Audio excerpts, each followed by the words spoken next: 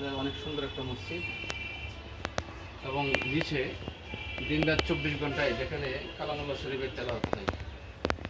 সবসময় আছেন হাফেজ সাহেবরা এখানে কালামুল্লাহ শরীফের তেলাওয়াত। বড় একটা পুকুর, যেখানে বড় বড় মাছ এখানে আছে, মাছ চাষ করা হয়।